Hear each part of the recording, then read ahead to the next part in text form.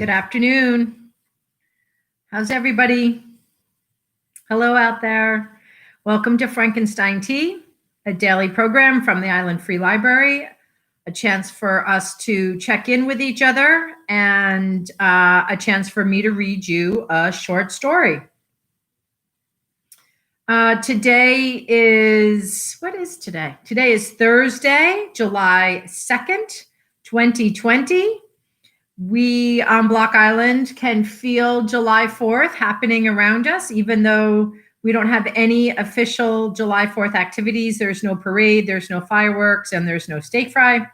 But, it's July 4th. And so we're ingrained to sort of be this lively summer community, this tourist-driven economy. And July 4th is happening without parade and without fireworks. It is still happening on Block Island.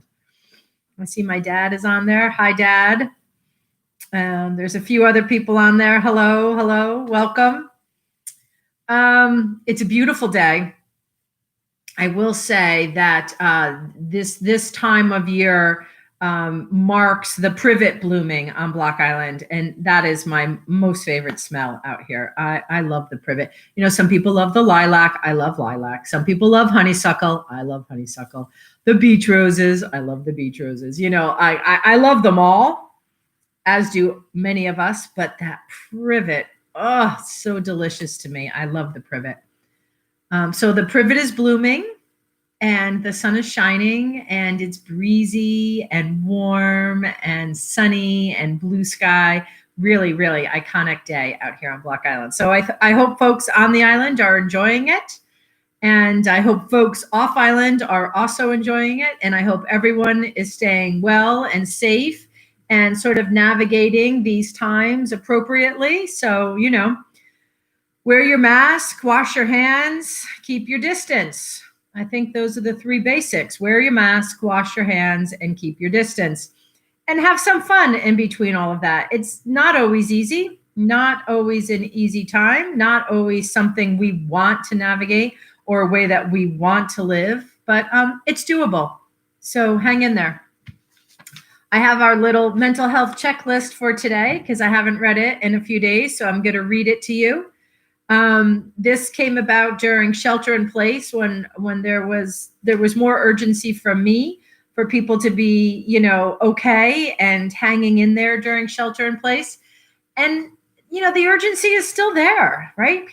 Some people are not leaving their homes, or it makes people anxious to leave their homes, or, they're anxious about going to their jobs. They're anxious about their workplaces. They're anxious about food shopping. They're anxious about going to the mail, right? It's complicated. We get it. It's complicated. I get it. You get it. It's complicated. So this mental health checklist is for every day. Shelter in place, COVID, past COVID, anytime. It's for every day. And if at any point it is not quite enough of what you need, please know there are resources available on island as well as off island, of course, to get you the help that you need. And there's never any shame about that or any stigma about that. If you need help, and there are places to get that help. So if something from this list triggers something in you and you realize you haven't done that for quite some time, or maybe just even for today, please, reach out and access help. So the list goes like this. Have you had a regular meal? Have you showered? Have you had enough sleep? Are you thinking kind thoughts about yourself and others? Have you had fresh air? Have you connected with someone you love? And have you moved your body? Those are all, you should do these things. This is the one that you should not do. Do not compare yourself to others. So I offer that to you. Take it in if you'd like. That's the mental health checklist for today. This is my tea for today. Oh, it's a little hot, but it's good. I'm going to read from another book that's on the library shelf. This is The Best American Short Stories of the Century, edited by John Updike, co-edited by Katrina Kennison. I find this book interesting in this time. It's published by Houghton Mifflin, Boston and New York, 1999. So, it was of the last century, 100 best stories of the last century. This is like really like this is like exactly, this epitomizes this idea of diversifying your collection, of decolonizing your bookshelf. This is the one, what is it? It's not the 100, but it says the best American short stories of the century. Hardly any Black voices in here, hardly any voices of color. Maybe a few. The majority are not. So, that's what's interesting, right? This is this time of like, what is the story we're telling? What are the stories we're keeping? What are the stories that we're retelling? And how and what work can we do to change that? And the monumental impact small changes like that will have on racism in our country. So just some food for thought. It really bothered me yesterday. It still bothers me today, but I found a story I liked. So I'm not going to disregard the whole book, but I am going to note that deficiency about it. And as the director of the library, it raises my awareness to perhaps hunt out another collection of short stories that perhaps can illustrate other voices of the last century.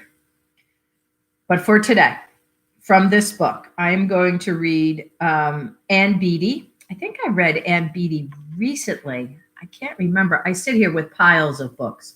I think my staff has just about had it with me and my piles. I have piles of books around the library. Piles. Oh, that tea is good. I need to put something over the top of it so it stays hot for me. I'll just grab a book from one of my piles to do that. But I read Ann Beattie. When did I read Ann Beattie? What did I read of Ann Beattie? I still can't remember. Might be from home, right? It might be in the book that I read from when I read on Sundays. Not sure. You'd have to put some thought into that. This is Ann Beattie from 1986. It was originally published in the New Yorker magazine. And this short story today is called Janice. The bowl was perfect.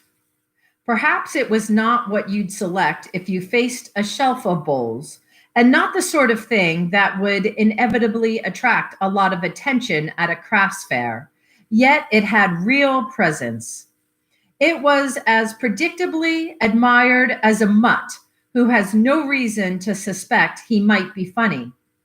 Just such a dog, in fact, was often brought out and in along with the bowl. Andrea was a real estate agent, and when she thought that some prospective buyers might be dog lovers, she would drop off her dog at the same time she placed the bowl in the house that was up for sale. She would put a dish of water in the kitchen for Mondo, taking his squeaking plastic frog out of her purse and drop it on the floor. He would pounce delightedly, just as he did every day at home, batting around his favorite toy. The bowl usually sat on a coffee table, though recently she had displayed it on top of a pine blanket chest and on a lacquered table. It was once placed on a cherry table beneath a Bernard still life, where it held its own. Everyone who has purchased a house or has wanted to sell a house must be familiar with some of the tricks used to convince a buyer that the house is quite special. A fire in the fireplace in early evening, jonquils in a pitcher on the kitchen counter where no one ordinarily has space to put flowers. Perhaps the slight aroma of spring made by a single drop of scent vaporizing from a lamp bulb. The wonderful thing about the bulb, Andrea thought, was that it was both subtle and noticeable, a paradox of a bowl. Its glaze was the color of cream and seemed to glow no matter what light it was placed in. There were a few bits of color in it, tiny geometric flashes, and some of these were tinged with flecks of silver. They were as mysterious as cells seen under a microscope. It was difficult not to study them because they shimmered, flashing for a split second, and then resumed their shape. Something about the colors and their random placement suggested motion. People who liked country furniture always commented on the bowl, but then it turned out that people who felt comfortable with Biedermeier loved it just as much. But the bowl was not at all ostentatious, or even so noticeable that anyone would suspect that it had been put in place deliberately. They may notice the height of the ceiling on first entering a room, and only when their eye moved down from that or away from the refraction of sunlight on a pale wall would they see the bowl. Then they would go immediately to it and comment. Yet they always faltered when they tried to say something. Perhaps it was because they were in the house for a serious reason, not to notice some object. Once, Andrea got a call from a woman who had not put in an offer on a house she had shown her. That bowl, she said. Would it be possible to find out where the owners had bought that beautiful bowl? Andrea pretended that she did not know what the woman was referring to. A bowl? Somewhere in the house? Oh, on a table under the window? Yes, she would ask, of course. She let a couple of days pass, then called back to say that the bowl had been a present and the people did not know where it had been purchased. When the bowl was not being taken from house to house, it sat on Andrea's coffee table at home. She didn't keep it carefully wrapped, although she transported it that way in a box.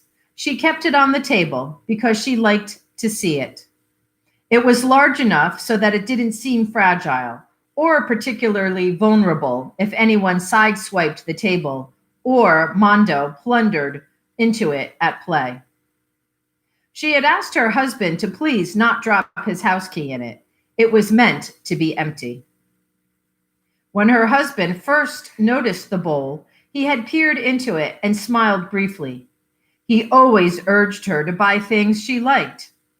In recent years, both of them had acquired many things to make up for all the lean years when they were graduate students.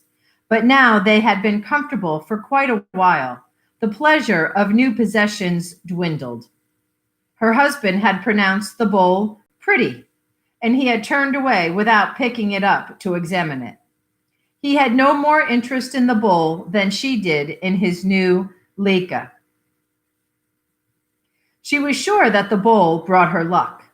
Bids were often put in on houses where she had displayed the bowl. Sometimes the owners, who were always asked to be away or to step outside when the house was being shown, didn't even know that the bowl had been in their house.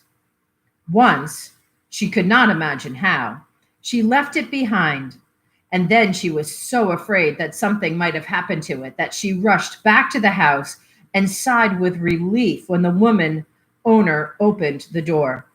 The bowl, Andrea explained. She had purchased a bowl and set it on the chest for safekeeping while she toured the house with the prospective buyers, and she felt like rushing past the frowning woman and seizing her bowl. The owner stepped aside, and it was only when Andrea ran to the chest that the lady glanced at her a little strangely. In the few seconds before Andrea picked up the bowl, she realized that the owner must have just seen that it had been perfectly placed, that the sunlight struck the bluer part of it. Her picture had been moved to the far side of the chest, and the bowl predominated. All the way home, Andrea wondered how she could have left the bowl behind. It was like leaving a friend at an outing, just walking off. Sometimes there were stories in the paper about families forgetting a child somewhere and driving to the next city. Andrea had only gone a mile down the road before she remembered. In time, she dreamed of the bowl, twice in a waking dream, early in the morning between sleep and a last nap before rising. She had a clear vision of it. It came into sharp focus and startled her for a moment. The same bowl she looked at every day. She had a very profitable year selling real estate. Word spread, and she had more clients than she felt comfortable with. She had the foolish thought that if only the bowl were an animate object, she could thank it. There were times when she wanted to talk to her husband about the bowl. He was a stockbroker and sometimes told people that he was fortunate to be married to a woman who had such a fine aesthetic sense and yet could also function in the real world. They were a lot alike, really. They had agreed on that. They were both quiet people, reflective, slow to make value judgments, but almost intractable once they had come to a conclusion. They both liked details, but while ironies attracted her, he was more impatient and dismissive when matters became many sided or unclear.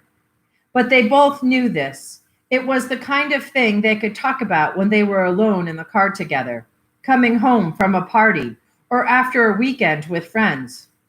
But she never talked to him about the bowl.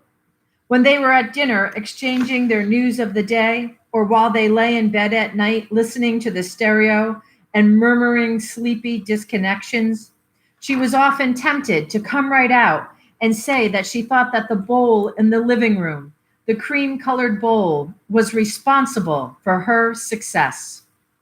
But she didn't say it. She couldn't begin to explain it. Sometimes in the morning, she would look at him and feel guilty that she had had such a constant secret. Could it be that she had some deeper connection with the bowl, a relationship of some kind? She corrected her thinking. How could she imagine such a thing when she was a human being and it was a bowl? It was ridiculous. Just think of how many people lived together and loved each other. But was that always so clear? Always a relationship? She was confused by these thoughts, but they remained in her mind. There was something within her now, something real that she never talked about. The bowl was a mystery even to her. It was frustrating because her involvement with the bowl contained a steady sense of unrequited good fortune. It would have been easier to respond if some sort of demand were made in return. But that only happened in fairy tales. The bowl was just a bowl. She did not believe that for 1 second. What she believed was that it was something she loved. In the past, she had sometimes talked to her husband about a new property she was about to buy or sell, confiding some clever strategy she had devised to persuade owners who seemed ready to sell. Now she stopped doing that, for all her strategies involved the bowl. She became more deliberate with the bowl and more possessive. She put it in houses only when no one was there and removed it when she left the house. Instead of just moving a pitcher or a dish, she would remove all the other objects from a table. She had to force herself to handle them carefully because she didn't really care about them. She just wanted them out of sight. She wondered how the situation would end. As with a lover, there was no exact scenario of how matters would come to a close. Anxiety became the operative force. It would be irrelevant if the lover rushed into someone else's arms or wrote her a note and departed to another city. The horror was the possibility of the disappearance. That was what mattered. She would get up at night and look at the bowl. It never occurred to her that she might break it. She washed and dried it without anxiety, and she moved it often, from coffee table to mahogany corner table, or wherever, without fearing an accident. It was clear that she would not be the one who would do anything to the bowl.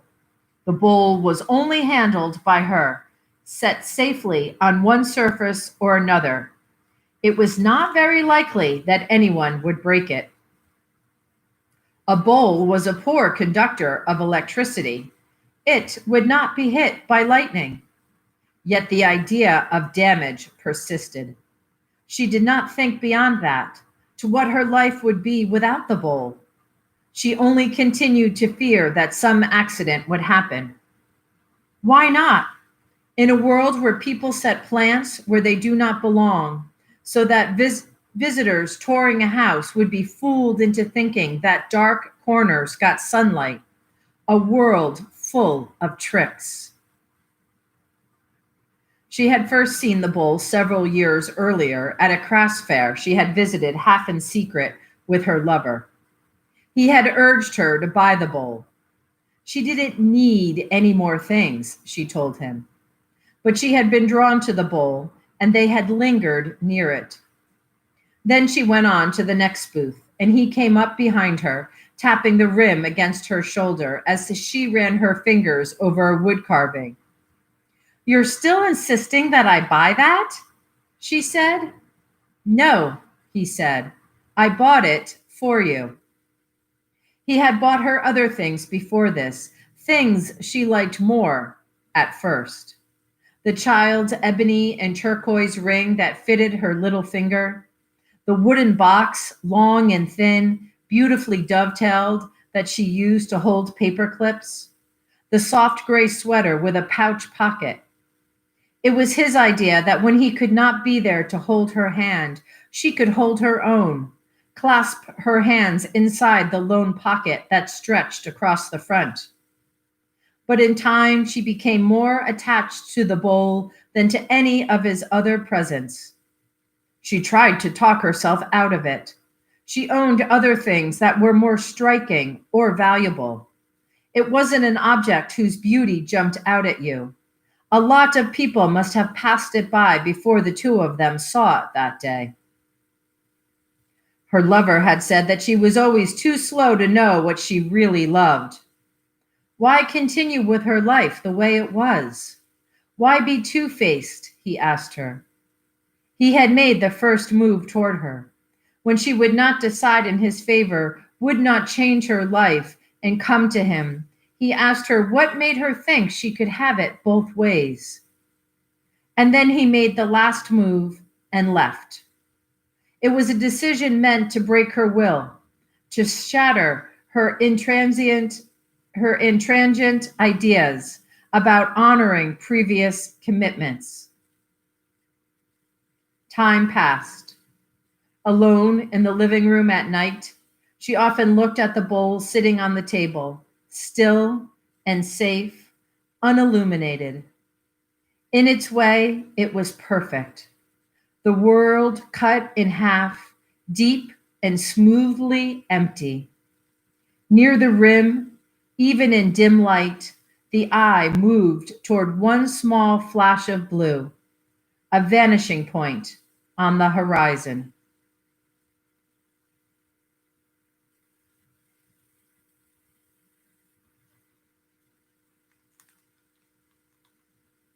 That was Anne Beattie, a short story titled Janice, from the Best American Short Stories of the Century, edited by John Updike, published by Houghton Mifflin in 1999.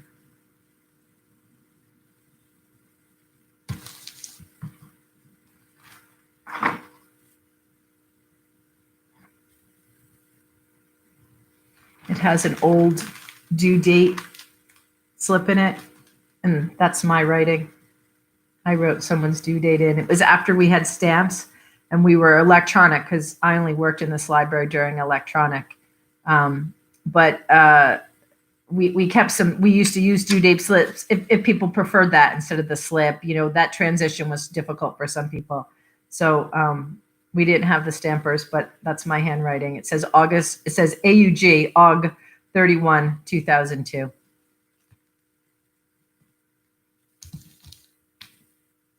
Thanks for coming to Frankenstein Tea. I'm going to enjoy my tea now. Let's see. Perfect tempt. I hope you enjoyed the story. If not, tune in again. Perhaps you'll catch one you like, or filter back and read and listen to others that I've already read. There's lots of them on our YouTube channel. If you're not a subscriber, please subscribe. And today being Thursday, we are open for outside library hours from 5 p.m. to 7 p.m. if you'd like to come and check out a book or check out another piece of material, or perhaps get some paperwork completed, we have printing, scanning, copying, faxing, emailing available tonight during those hours. And the kids garden takeout window is also open tonight. So we have our youth services librarian, Miss Morgan, at the takeout window around back of the building in the kids garden, and we'll greet you at the front door for adult services. All right, everybody, hang in there. Thursday night of July 4th weekend. Here we go. Peace.